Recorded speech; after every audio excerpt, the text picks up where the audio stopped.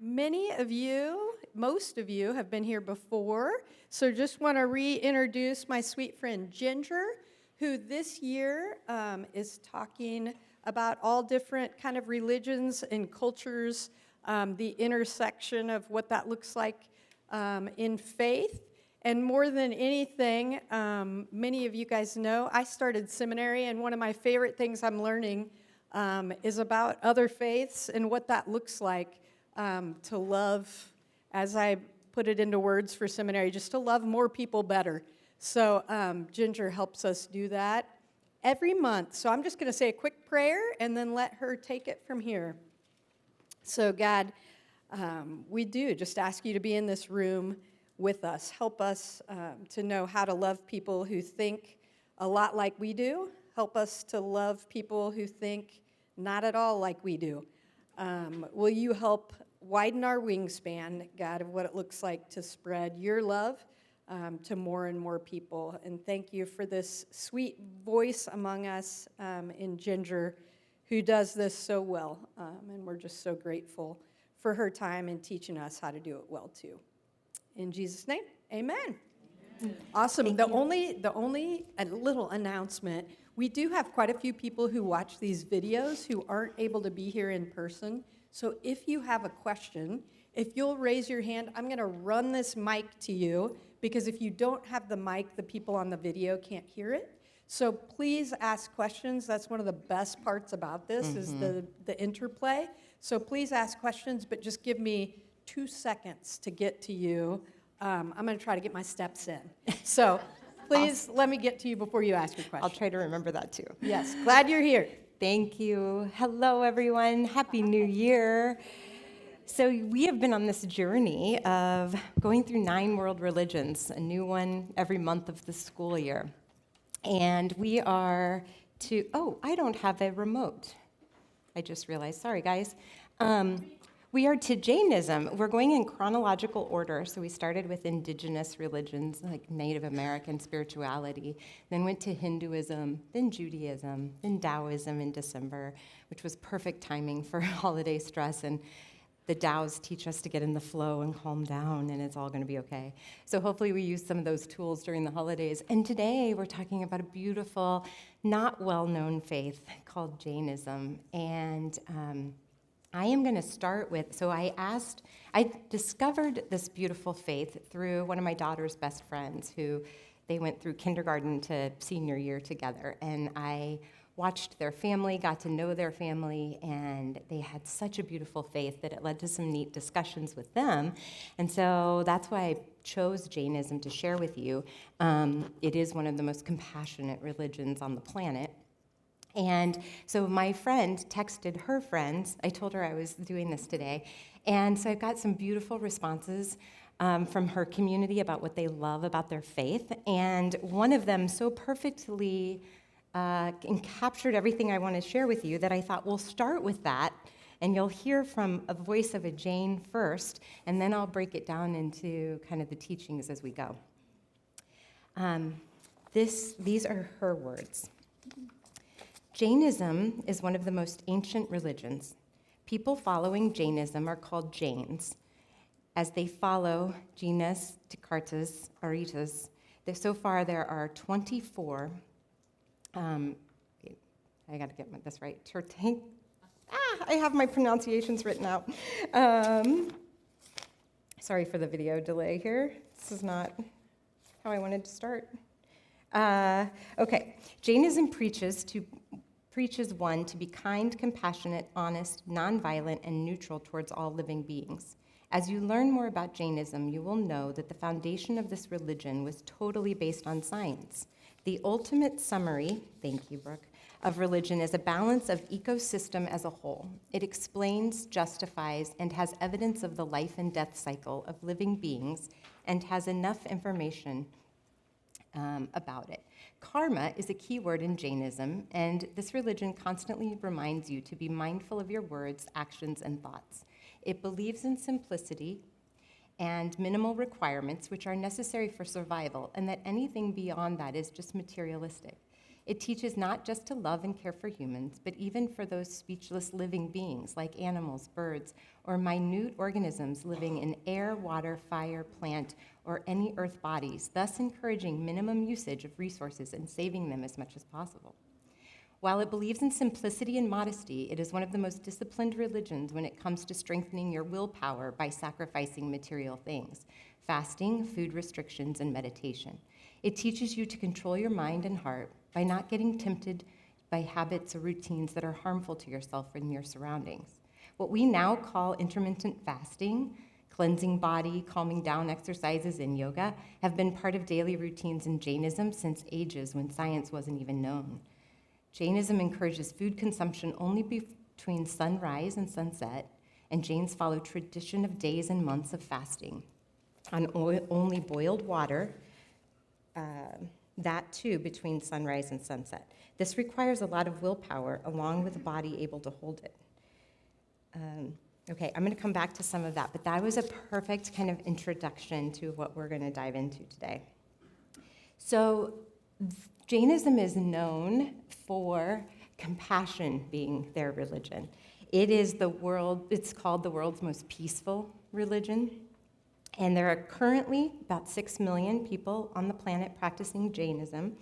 And it's Jain philosophy, Jain ethics, not so much a religion with a deity, but a way of living. There are about 100,000 Jains in the United States. To compare that, when we talked about Judaism, there's about 15 million people practicing the Jewish faith. Taoism had about 8 million. Christianity, 2.3 billion. And Hindu, 1.2 billion. That gives you some context. So on the timeline, you can see where we are kind of in the scope of human time.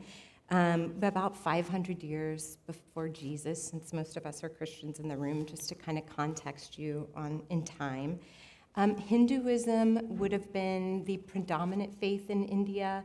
Buddhism and Jainism both kind of come on the radar at the same time in India. So you'll see a lot of common teachings. We're doing Buddhism next month. So a lot of these themes will recur over and over again. The origination of Jainism is kind of an interesting origin story. At the time in northern India, there were 16 kingdoms battling for land, battling for river access, tales as old as time, right, of humans kind of vying for access. So the Ganges River, called Mother Ganga, which I love that, was the kind of access point to merchants trading, to sharing of goods. But with that, you see this in every culture. With merchant trading, we begin to get interesting unethical behaviors, right? We begin to see greed, corruption, competition. And so not only are we battling over land, we're also starting to do business with one another. And this brings out these elements of human nature that are so often addressed in our world religions as, steering off the path, if you will. So a lot of the teachings, we saw this in Taoism, a lot of the teachings are because of the time, what humans were struggling with at that time. And so a lot of it's in historical, cultural context. We see that with Jainism too. So Jainism and Buddhism both are calling us to renunciate our worldly materialism. A lot of that was in direct, pointing directly to this kind of merchant culture that was growing and the competition that was growing. And so the thought was you lose your spiritual depth when you start behaving with ego, and greed corrupts, which we can all kind of vouch for in our own human existence. Lord Maharaji grew up as a Hindu. He is kind of known as the original organizer, scripture writer, if you will, in Jainism. But he is, everything written about him was 150 to 200 years after his life, like so many of our spiritual greats, where we don't have recorded history of their life. However, he began writing. He saw famines coming into India, and he thought all the oral traditions will die if we don't start writing. So he's known as the originator many times because he was the first one to write it all down and move it from oral tradition into written tradition. And so we have his teachings today. Agamas are what we would call scripture. And that kind of created an ethical way of living, and that's really the root of Jainism. We see in his story a common theme of growing up with royal riches and comforts, but feeling a strong pull towards spiritual life.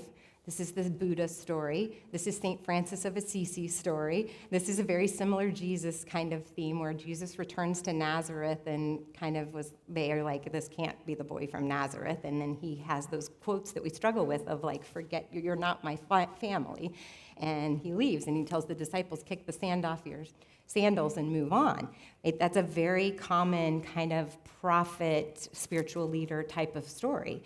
And so we have that with Jainism too. So around 30 years old, Mahavira renounces his wealth, his family life, his possessions, and he says, I'm just going to be a wandering ascetic, which is like a monk who sacrifices everything for a spiritual journey.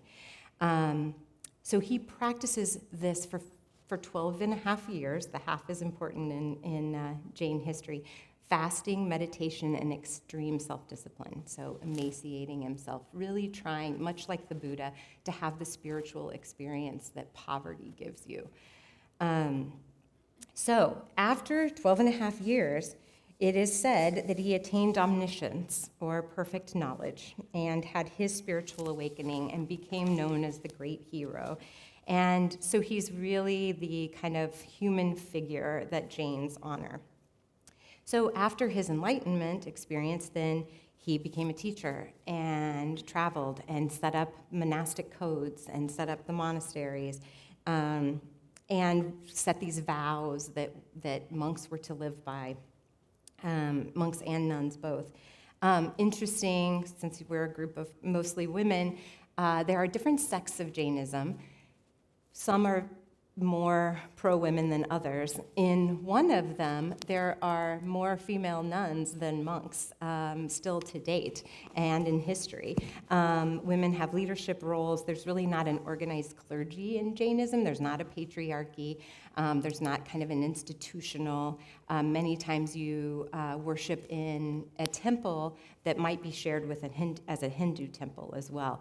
Many of the beautiful spiritual practices are done in your home. You set up a shrine in your home. So it's a very personal faith without a lot of the infrastructure that kind of causes corruption in some of our other religions.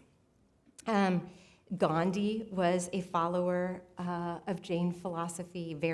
He writes very influenced by Jain philosophy. And MLK Jr., who is, we think as kind of the penultimate teacher of nonviolence, studied under Gandhi and quotes Jain philosophy in a lot of his writings. So if I had to sum up the origins of Jainism, it's nonviolence as the premier teaching, compassion and self-control. Those would be kind of the three themes we see in all of the teachings. But let's go a little deeper into this. So I want to start with the symbol, because this is the symbol of the Jain faith, and it's often misunderstood. So I just try to look for what we might misunderstand and spend some time on it. Yes, I know what you're noticing. Okay, so I'm going to start at the top of this picture. So that dot at the top represents the Siddha or Siddhi, which is a liberated soul. And Cheryl and I have studied the work of Richard Rudd, and he uses this term too of that's our goal, is to achieve the Siddhi. So that's that single dot at the time. The three jewels are represented by the three dots. That's the threefold path to moksha, which we'll talk about, which is the soul's liberation and kind of the ultimate goal, that we would live rightly to achieve moksha. I'm going to come back to what those three jewels are. The swastika shape dates about 2,000 years before Hitler. So when we see this today in 2026, our brains go to Nazi Germany. However, Hitler adopted it from the Jain philosophy. And what it represents in Jainism is the four ways in which a soul could be reborn. And we'll go into more detail, but those are heaven, human, heaven or diva beings, human beings, plant or animal beings, and then there is a kind of a hell being that we'll talk about in a moment. But that's what the 4 lines of the swastika represent. The hand is representing the stopping of samsara, so the stopping of the rebirth cycle when you achieve moksha. It is, the script in there is also pointing to nonviolence. So think of it as pause, stop, proceed in a path that is do no harm. That's what the hand represents. You'll see the hand often used in Jain iconography. And the wheel is the 24 enlightened masters that are revered. And then often at the bottom is script that reads, all life is bound together by mutual support and interdependence. All life is bound together by mutual support and interdependence. So it's really a faith of ethics and teaching and right living. So the goal of a Jain's life would be harmlessness. Do no harm to anything, to animals, to plants, to people. This shows up in a vegetarian diet. Jains practice vegetarianism, to do no harm to animals. Even root vegetables are prohibited. Potatoes, carrots, onions, because the root is the life force of the plant, and so we're uprooting it, we're taking away the life force. So fruits and vegetables that grow on a stalk without damaging the root of the plant are to be eaten. Flowers would never be cut. We would wait for them to fall or break to bring them into our homes. Professions are often high intellect professions. Some of the wealthiest people in India are Jains. High intellect, very high achieving, often because of the self-control and self-discipline that they have, lends well to high achievement. But they would not do a career like farming or carpentry where it would require killing a tree or killing a plant. They go more towards medicine, helping people, banking, financial jobs, technology. So those are careers where we do no harm. You will see sometimes, if you look up videos on YouTube of a Jain monk, you'll see a gentle broom that they're using to sweep the ground in front of them to not step on an insect. And those brooms are made out of peacock feathers that have naturally fallen from the peacock. So everything is a very do no harm. Any resource we have should not cause harm to anything else on earth. And it's really beautifully compassionate in that sense. Mehek, my daughter's friend, when she was little, there was a ladybug in the house, and before we could even say anything, she scooped it up with a piece of paper and took it outside. And she said, in Jain, we do not kill, we do not harm. And so every time I'd move a spider outside and shoo a fly outside, instead of killing it, I think of them. Karma is a huge element of Jainism. It's really kind of the basis of all the teachings, and the thought, as our friend said, with science being the root of Jain, the idea is that karma is atomic matter that sticks to you. So my thoughts, words, and actions create an atomic matter that actually I carry, and the more I'm having kind of heavy thoughts or heavy behaviors or not ethical behaviors, I literally get heavy and burdened with that. And so I think that's just such an interesting teaching. The Jains teach that so differently than the Hindus do, but it's actually weight upon you in atomic particles. Karma, as we refer to it, is often like what I put into the world is what comes back to me. And that's the basis of understanding that if I put kindness in the world, I will be treated with kindness. If I put anger and greed and deceit in the world, I am more likely to attract negativity to me. And then that sticky part is part of the teaching, that it sticks to me. The negative sticks to me and weighs me down. So part of the idea of moksha, when you're free of this reincarnation pattern, is I'm free of the heavy burden that I created in my life. Once I get it right. But I have to clean off that heavy burden. And so to clear your karma, it's literally like kind of scraping the stuff off of me. And we clear it by good deeds, good thoughts, good actions, good words. So the 5 vows in Jainism are ahimsa. Ahimsa is nonviolence, non-harm. This could be our thoughts, our words, our actions. So no gossip, no belittling people, no humiliating, and no harm to bugs, animals, humans. So the question application for us would be, what is the least harming thing I can do here? So before I think, speak, say, do something, what would be the least harming path? And so we can all start to integrate that into our lives. Satya is truthfulness and honesty. That's the second of the 5 vows. So don't lie or mislead or cheat or deceive another. But if the truth will hurt someone, silence is better. So it's interesting because I think sometimes we revere truth, but don't think about the impact it has on the other person sometimes. And so this teaching really honors if the truth will cause harm, silence is the better path. So the do no harm would be the ultimate goal. Asteya is no stealing. This includes obvious stuff like don't take somebody else's possessions, but also not taking credit for someone's work or sabotaging or manipulating to get what you want. The fourth one is brahmacharya, which is sexual restraint. So monks and nuns are expected to be celibate and chaste. In marriage, where lay people are expected to be faithful, no infidelity, and then in sex acts, always acting in consensual ways. So that's one of the top 5 vows in Jainism. Aparagara is non-attachment or non-possession. So live just with what you need. Now, we live in a very materialistic Western culture, and we are hoarders of stock market accounts and stuff in our houses, and we prepare to pay for nursing care, and we have all of this what-if kind of thinking, and so we hang on to stuff a whole lot more. In Jain faith, that creates bad karma because it brings out the worst in you when you're hoarding and you're overly attached to things. So the goal of non-possession, very hard to practice, but a very beautiful kind of intention for all of us to think about. Like, do I have enough? When is enough enough? So one of the commentator teachers I was studying used this quote: "You don't have to own everything, prove everything, or win everything." And that speaks right to our egos, right? You don't have to own everything, prove everything, or win everything.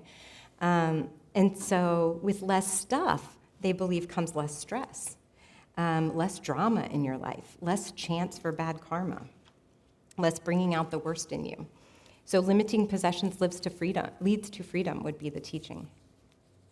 And then strict adherence to these 5 vows would be the way to clear your karma, the fast track to kind of clearing karma or getting to moksha. What strikes you in that before we go on? What strikes you in those 5 vows? Easy? No, not easy. That's why it's a faith of self-control and self-discipline. And as I was reading it, it was less about discipline like we think discipline. It's more devotion. I like the word devotion better than discipline sometimes. It's very much a devotion to getting it right, to end this reincarnation cycle. We're going to get to that in a minute. Yeah, Patty. Brooke. Yes. This is why no one's going to speak. No, please do. I like the part that you're talking about truth saying, Yeah. and really pausing to think what your words are going to say. Yeah. I had a sister many years ago remind me that just because I think it doesn't mean I have to say it. Perfect. And at the time, I was a little perturbed, but I have really put that in my daily practice to this day. Beautiful. And I like that you say it's not a discipline, it's a devotion. Yes. but it has served me well. It does serve you well. Does no harm that way. Right. That's right. That's a Right. perfect example, Patty. Yeah. Beautiful. Everything we think doesn't need to be said, and then we can work on even cleaning up the thoughts. That's perfect. Beautiful application. Yeah, Cheryl.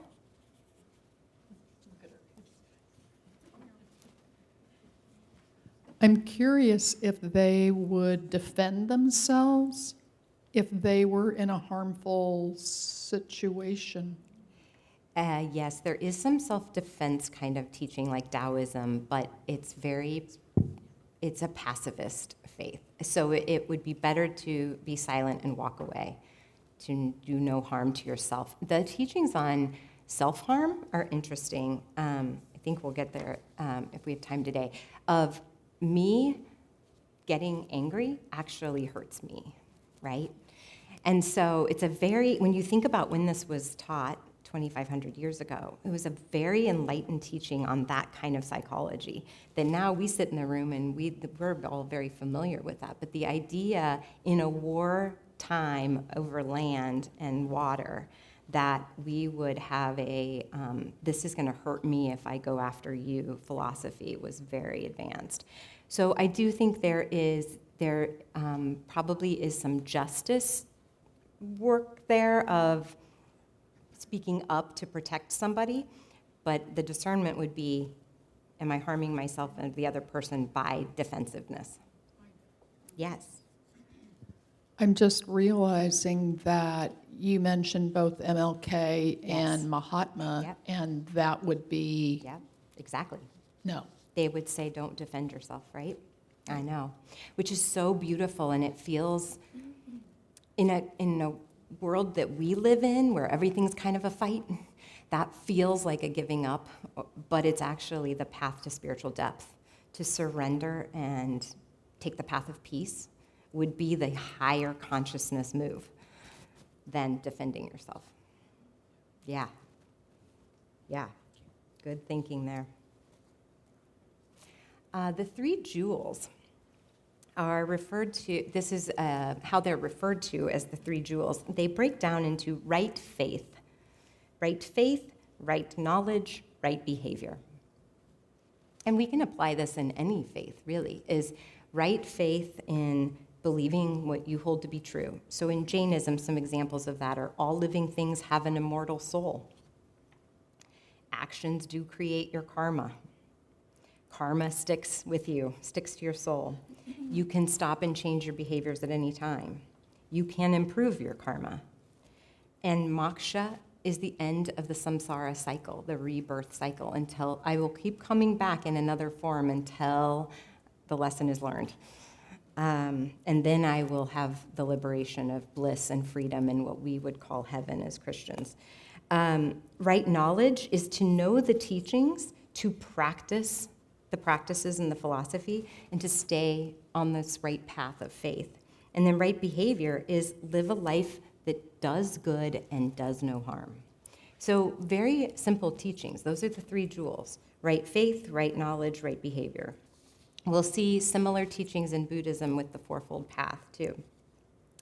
Kasayas are sticky behaviors. That's the translation of kasaya, which is anger, pride, deceit, and greed stick to your soul.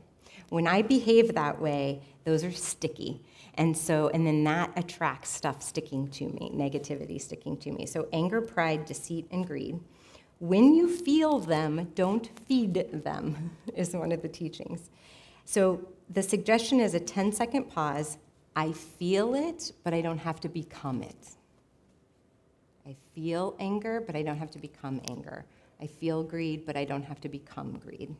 I feel tempted to do this thing, but I don't have to become that. But it's that 10-second pause that makes all the difference, which is the symbol of the hand, represents that pause. Pause and consider first.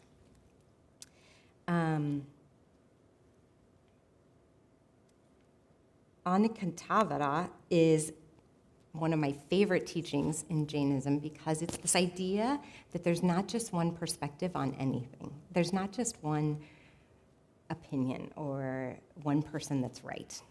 And there's a lot written about this teaching in the Jain philosophy. So it's translated as non-absolutism or many-sidedness. So there are many sides and many perspectives to everything.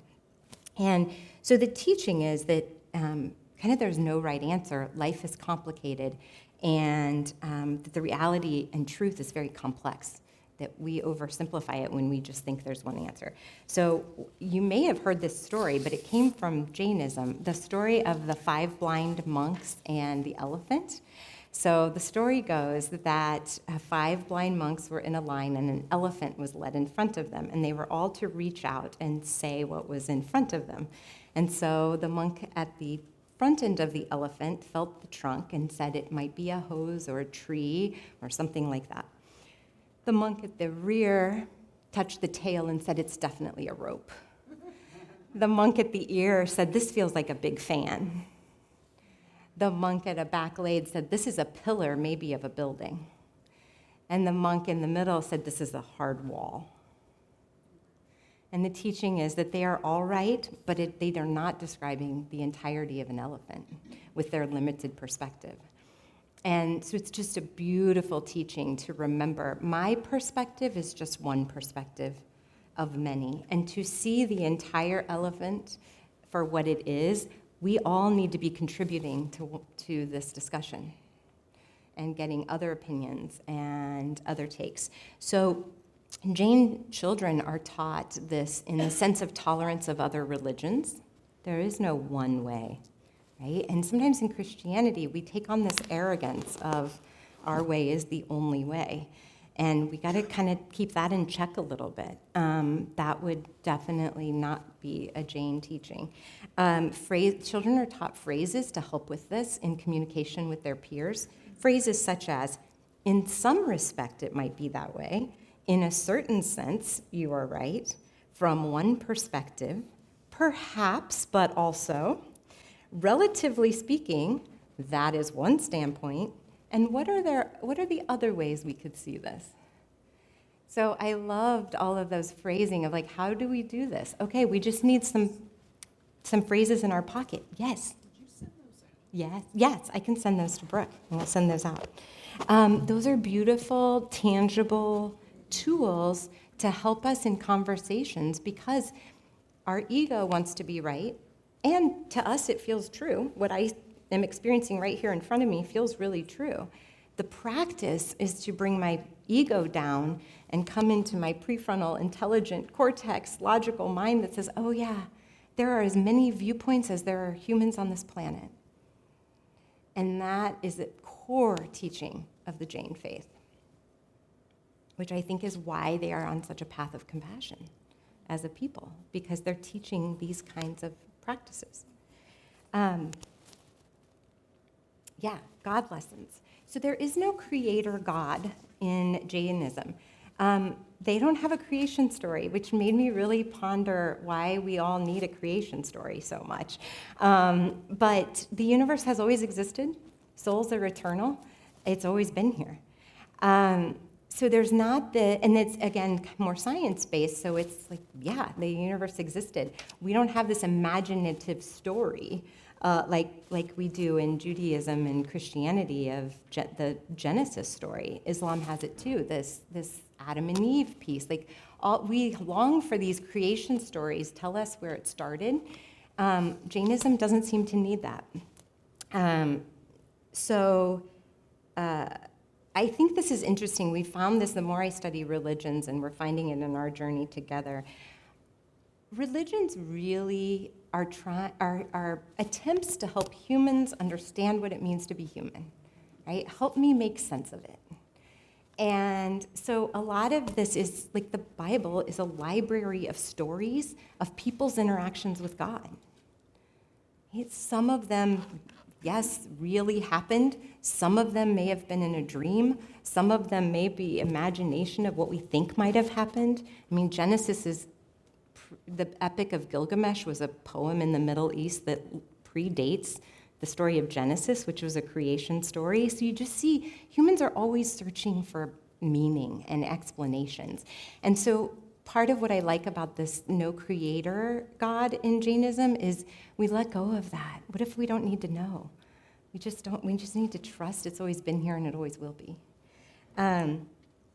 So a Jaina means, it translates into a conqueror. Those are pictured in this graphic and in that statue. There are 24 Tirthankaras and Jainas kind of known and revered. These would be the enlightened beings. So a Jaina is a conqueror, somebody who has conquered their inner passions of anger, pride, greed, attachment. They've freed their soul from this rebirth cycle, and they are a liberated soul, kind of in the ether. A Tirthankara is called a ford maker, but a ford being a bridge. They are more like an enlightened teacher that helps us cross over, helps us learn and teach. And those are the 24 images you see there. So the teacher is the kind of spiritual thing we worship. But it's not in worship, it's in reverence of, I'm going to try to do that too. You're modeling to me what a human should try to be. So there's not a God judgment piece of this. There's not, am I getting it wrong? Am I going to heaven or hell because I'm not getting it wrong? And what does this being think? It's not that. It's I'm responsible for my behavior and then the outcomes associated with that. I'm not being judged, but I will suffer my own consequences. So it's a very self-responsible faith in that sense, which as I ponder these things through going to seminary and a theology background, I see, and working in mental health, it's interesting what this kind of confusion and wondering what God thinks of me does to us sometimes. And Jainism doesn't have that. This kind of wondering, have I messed up? Is God happy with me? Keeps us all in a lot of stress that Jainism would have a little bit of more like, I did that, I got to clean it up. Right? So it's a lot more personal responsibility, which is just an interesting thing to ponder. No answers, but just inquiry, curiosity. So one of the teachers uses this example that if I'm walking on a thorn path with bare feet, a Jain would not say, God, please clear this path for me, or lay down leather that I might walk without injury. Right? That's kind of how we use prayer. A Jain would say, I need to put on shoes and walk carefully. Right? There are thorns on the path. It's my responsibility to protect my feet from them and make wise choices, instead of, please help me and use your powers to make this what I want it to be. Yeah. Is that striking anyone as we think about this? This is the fun part of exploring world religions. Yes? When you talked about the Jainas, it reminded me of at least what I interpret the Bible to say, or Jesus, which is, follow me. Yes. He didn't ask for worship. That's right. So something similar. Exactly, very similar. Follow me, live this way. That is how, when Jesus says, I am the way, the truth, and the light, we all, as we know from Jainism, interpret that differently, and all are welcome, all opinions. I see that as, I am the way to live. Follow this way of living, and you will find the peace you desire and the compassion in the world that you seek. And so I agree with you, Cheryl. It is live according to this. We really see this in all of the original spiritual teachers across the globe. It is a way of living to make being human go better for you. Right? That's kind of this foundational teaching, and why religions organize. We're seeking those answers. So we show up to find out these answers, and then suddenly kind of a religion gets structured around that. Yeah. Fascinating stuff. Or do they do it? I'm curious, as you said that, which was, depending on the definition of religion, I'm thinking that it's a way of living, and so they gather in community to live and help each other. That's right. The community aspect's very important in all of this. Yes, in fact, in some of the texts I received from college students, that's what they highlighted of their Jane. The community they felt was the most important part to them. Yeah.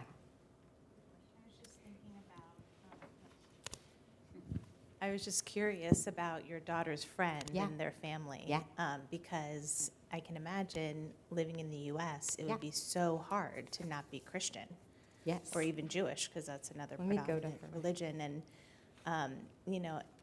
just learning about these other religions has really brought to my awareness of how much like Christianity is just like pushed down everyone's throat, and how they must have felt Yeah. or how they feel, if you have any insight about Yeah. like living in our culture. I do, from the words of Mehek and Param. So Mehek is a freshman at the University of Michigan studying computer science. She said, "I loved growing up around people who were like me. Being Jane was sometimes difficult to explain to other people, especially when we were younger, so I loved having people who followed the same faith as me. This group also pushed me to want to learn more and be more religious and understand what Jainism really stood for. However, I also loved having friends around me who knew nothing about Jainism and getting the experience to share something about myself that they were unaware of." And her brother, Param, is a junior at UT Austin studying pre-med. And he said, "What I love about growing up Jane is the sense of community you get from growing up in a small but close group of people with similar beliefs. It allows you to immerse yourself in the culture and adopt a very fulfilling way of life. On top of everything, it's the festivals and celebrations that help foster a sense of place, home, and identity." Aren't those brilliant? Brilliant young people. Yes. Susan. I was thinking about the path with the thorns and Yes. putting on shoes, and then I was thinking about, but what if there are living Yes. bugs amongst the thorns that your shoes are going to cause Yep. damage to, and how often you're trying to figure out how to do the least amount of harm, Yes. and that includes to yourself, and Yes. how as Christians we also think through, okay, this is tricky. Like It is. there's trade-offs here, or That's right. we have to figure out what's right and what the value of community is when we try to Beautiful. figure it out. Yeah, and helping each other figure it out. Yeah. Yeah, your point of the bugs is the reverence for the damage I'm doing by walking is an important piece of Jane. And I love your point, Susan, about we help each other discern these things when we come together. We encourage each other, or we say, be careful there, or, right, because I love you, I'll give you some feedback. Yeah, that is the benefit of community. That's right. Okay, perfect. Ginger, I had a question about community here in the Kansas City Yeah. area. So as a group, do they gather Yeah. at a regular time Yes. each week? Yes, they do. In fact, the community is robust, and these are voices from the community. But there are stories of, trying to find that one. There was an apartment fire, and the Jane community came together to provide housing, meals, care. So the community is an active part of Kansas City. They act with compassion often, yes. But do they gather weekly in a building? Yes, or- I don't know on that. They gather for many festivals, and there's like forgiveness rituals, and whether they come together like we do on a Sunday morning, I need to check on that. Yeah. Members Indian.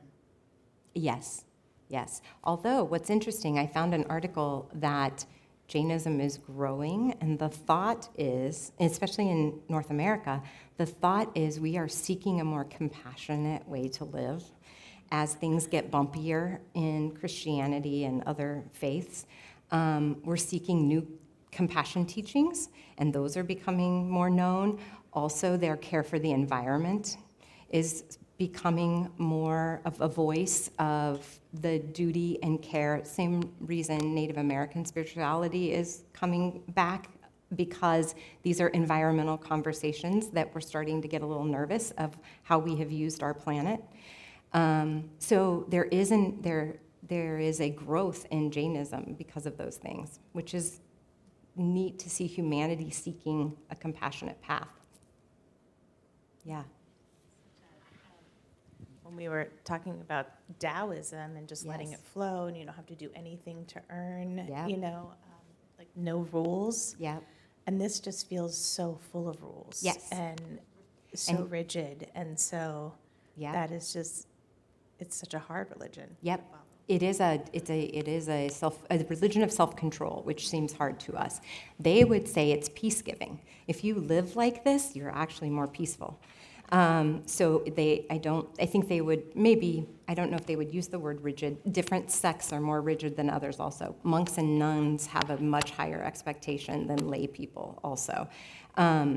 So, all of that is to be held loosely because it depends on where you're practicing and who's influencing you on how strict you are. But they would say this is the path to spiritual enlightenment, and isn't that the point? So it's not hard. It's actually the assignment. And actually, you'll have peace and feel better if you do these things. Yeah. So I have a question. Yes. So in the scope of their life, Yeah. everybody screws up. Yep. So, but they're Yep. trying to reach this Yep. perfection. Yep. And so when, of course, they're not judged, I'm trying to figure out how this works. So at the yeah. end of your life, Yeah. is it all considered as a whole, or is Yeah. it how you've evolved as a human being, or Yeah. how's that work? So it's the repair work you've done also that counts. So yes, I'm going to screw up. Did I repair that? How did I repair the harm done? And that is the karma I carry. So if I never do the repair, if I just keep creating trouble for everyone and going on, then I'm getting heavy with that negative karma. And then, it's perfect timing, Joe, because there's 4 possibilities that happen after we die in this body. So when this body dies, my soul's eternal, and my soul in their faith will immediately come back into another form. Sometimes we have this like purgatory teaching, or this soul gets a break and then decides when to come back in different religions. This one's immediate. I can come back in human form, which is actually the teaching, because when I first read it, I was like, I don't want to come back in human form and do this again. But it's actually the place where you get to clean up the karma the most, because it's an active second chance. So if I come back in human form, I may live in a different place, I may have different challenges, but it's a time for me to do a lot of cleaning up and of that karmic debt that I may have brought in from a previous life. There's a heavenly being, Deva, D-E-V-A. D-E-V-A is a very pleasurable time. Like, I lived a good life here. I get to go be a diva. I get to help people. Kind of, there's some writings about like becoming kind of an active angel. But nothing is permanent in these 4 possibilities. I will continue to cycle. Moksha is the only thing permanent when I have total freedom and enlightenment. So even if I get this heavenly time, I'm going to have to come back and do more. But heaven, the Deva, heavenly being, is a pleasurable life, but it says you become complacent, and then you're ready to come back for another human experience. And then Naraka is a hell being, and I had to study this one a lot and had a lot of questions on this one. I will say, let me pause here, because you guys have asked so many good questions, I'm going deeper in an online group on Monday and Friday mornings at 10 o'clock. We're doing 4 sessions on each religion, and I'm sharing a lot more research. If you're interested in that, go to compassionfixcommunity.com, and we're doing that for the next 20 weeks. We're doing 10 religions. We meet twice a week, Mondays and Fridays. Everything's recorded. You can watch it later. But as you have questions while we're going through this, we will spend 4 sessions on Jainism later this spring. Okay, so Naraka is a painful experience. It's a very heavy, harmful karma because you killed, tortured, tormented, or enslaved another. Those are kind of the rough criteria. So I have to feel the consequences of my actions in my next life, but not permanent. So there is when the karma is cleared, then I will come back. So when I have kind of paid the penance, then I will come back and get probably a human go of it to get it right this time. So those life cycles are really interesting for people that have had a very hard life or feel like, why am I so burdened by something? Those kinds of things, I think, come out a lot in psychology conversations, therapy conversations. And so it's been interesting to just explore this karmic debt or what am I here to clean up and get right this time? Maybe these are tests, if you will, of cleaning up my karma and trying to take the path of love. With the thought that very few get to moksha, so I'm going to have lots of do-overs. I'm going to have lots of cycling through this. And that all the souls are cycling through. So all of us have had a prior lifetime and we'll have more. It's kind of mind-blowing to think about it sometimes. Yes, Kim. I'm losing my voice, so. Yes. Is this another faith practice that sort of, because of the reincarnation more or less, is able to reconcile itself with the caste system that exists in Yes. India? Yes. Yeah. Yes. So your station in life Yes. is based on Yes. karma? That's right. Yeah. That's right. And sometimes that can be used against people like, well, this is your karma, right? Yeah. And so, yes, awareness of that is really important. Yeah. Well, and as harsh as it is, I'd seen the movie Caste with the Dolitz and how they cared for each other in their practices. Yes. And they're so kind and loving in that horrible practice they have to Exactly. go through. So within that, you find the love. That's right. That's exactly. And that would be the positive karma of those experiences. Yeah. Beautiful. Is the caste system? I may not know the answers to this, but we'll get back to it. Yes. Is the caste system then a punishment, or is that? I mean, the way you described That it, which is like opportunity. Yes. yeah, It's all how you perceive it, and In we're my not seeing Western the whole mind. elephant. We're not seeing the whole elephant here, but yes, I mean, there are, whether it's an opportunity for me to get it right in this lifetime and then do something great in the next one, or is it I remember talking to a woman when I was a pastor, and she said bad things kept happening to her, and she's like, this is my karmic debt. And she had studied world religions, and that was brand new to me. And I was like, no, it's not. You shouldn't suffer. I wanted to erase all that quickly and clean it up. And she was like, no, I am on a spiritual journey in this adversity. This is actually good for me.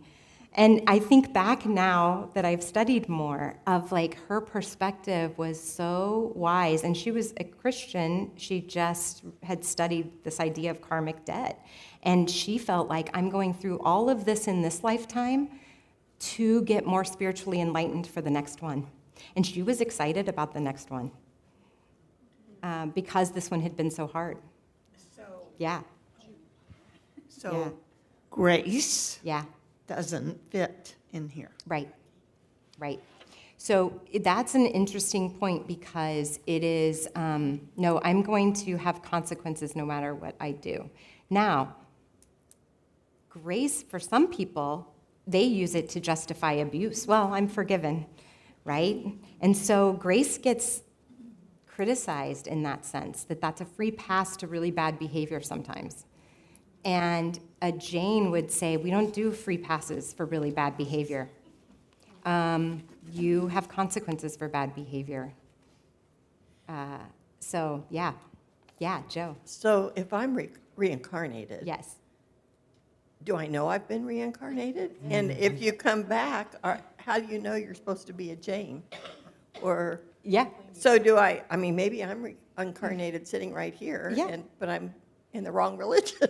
Yeah, no, and it's not, I don't think you're in the wrong religion. It's a new life of learning. So wherever you landed is, am I following the path of compassion and love and nonviolence? I don't have to be a Jain to apply that. But you don't know you're reincarnated. We all are, would be the belief. There's no question, am I reincarnated? We all are.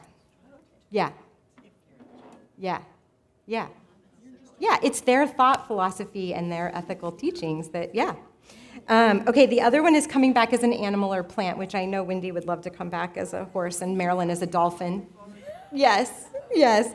The interesting thing with the animal plant life is it's a limited experience. You don't get this chance to clean it up as much, yeah. And so you live on instincts a lot more in an animal life.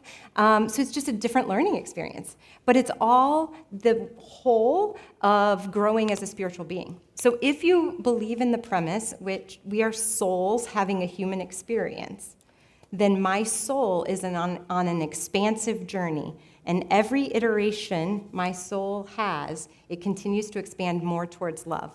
And then eventually moksha, when I learn all there is to learn about love. But I may have to do that in a lot of different forms for my soul to fully expand. Yeah. What I loved about that piece of it is humans not so bad. Humans actually full of opportunities, you know? So if you think about it that way, then it's like, wow, each day I get to kind of clean this up a little bit. Yeah, Jennifer?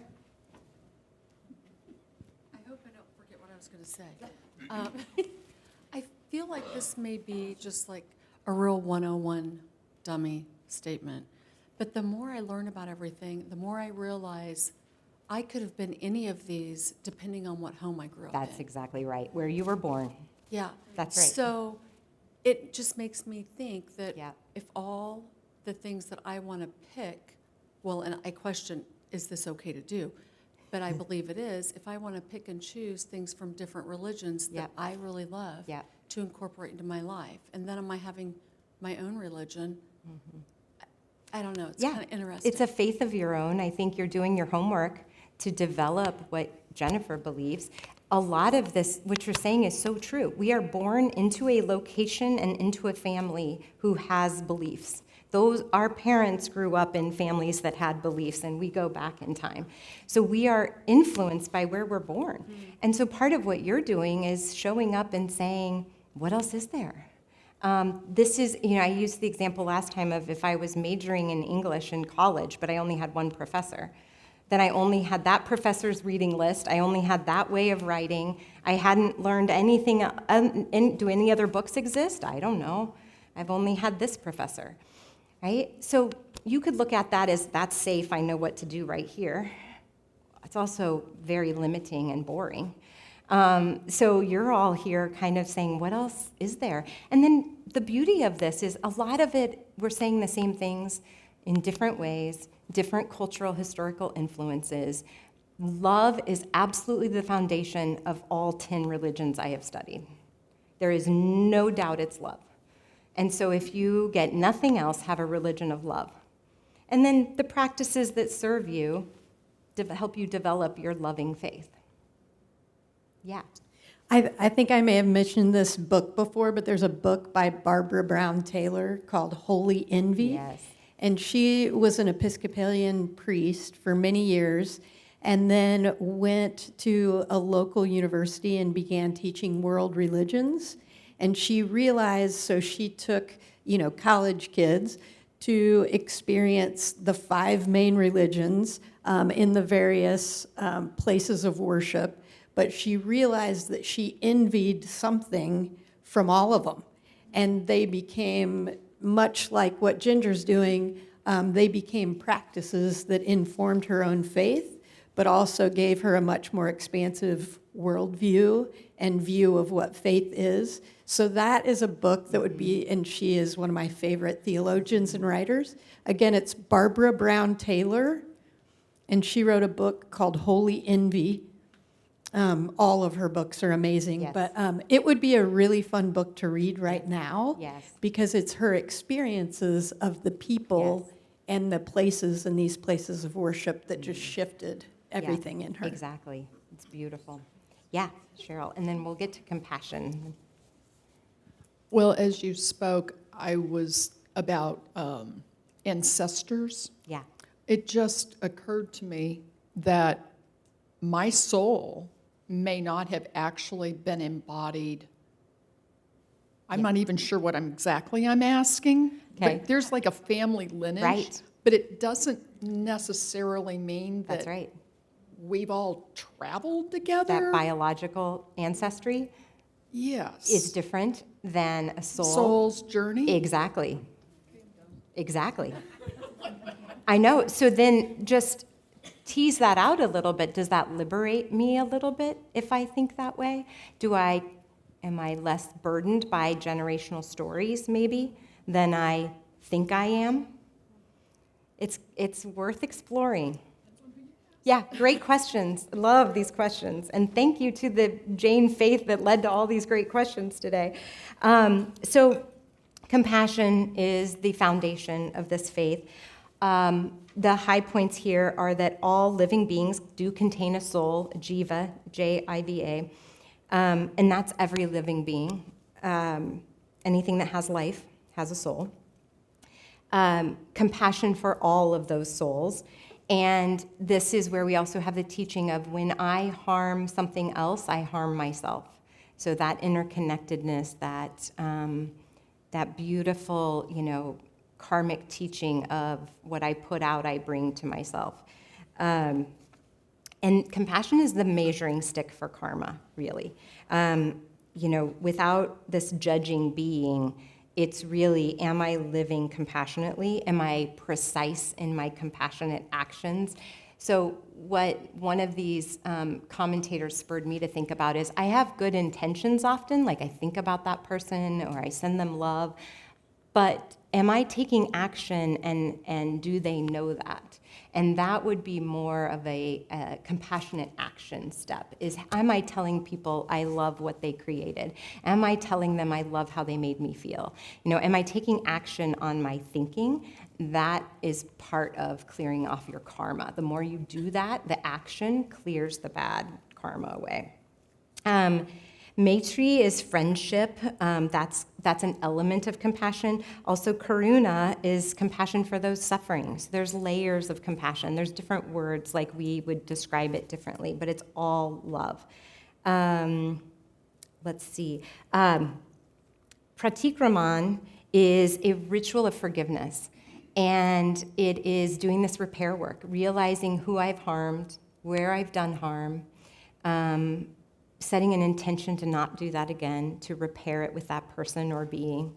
And then the goal would be enmity. I always struggle with that word, enmity. So no one's my enemy. Enmity with none, E-N-M-I-T-Y. So enmity with none. I have no enemies. Just interesting work, because we don't know how we've harmed people sometimes, or what their perception is, or what damage I've done. So then we're working to clean up all the things I might have done. We in that group, the Compassion Fix community, we just started on Monday with Native American, and the video's out there if you haven't joined yet. But we're doing this practice. I'm giving you a practice every class to play with for a few days and see. And it's been a morning greeting and an evening greeting. And just that alone, so you thank Mother Earth and Father Sky and ask for protection and remember your interconnectedness in the morning. There's a prayer that we're all saying of intention. And then at night, Great Spirit, thank you for all I've received, and forgive me for the harm that I've done. And it's made me realize I don't even know the harm that I've done sometimes, but I need to be working on always being conscious of that, so that then I'm more likely to not do harm to others. And then that prayer closes with the phrase, all our relations. We are all related. And if you live like that and you practice these things, then it becomes part of your default, and it's who you are in the world, and you're not having to work at it so hard in your brain. So to wrap up, this shrine is at the Nelson Art Gallery here in Kansas City. It's a Jain shrine that we have here in the city, and So seek it out, go find it. Many Jains would have a replica of a shrine like this in their home. They would have an altar set up in their home to do prayer and forgiveness time and practice during their fasting and their compassion practices. This would be in front of them. So a couple of phrases to take with you. Your life leaves fingerprints on other people. That's a core teaching. Isn't that beautiful? And then meditating for 48 minutes a day to achieve a state of calmness. I just offer you that because sometimes we're like, how long should I be doing this? Well, there's a definitive number for you.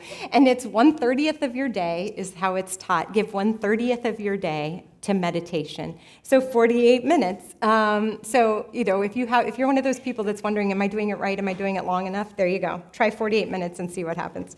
And then this prayer is beautiful. I ask pardon of all creatures, may all of them pardon me. May I have friendship with all beings and enmity with none. That is a Jain prayer. Let me read a couple quotes here.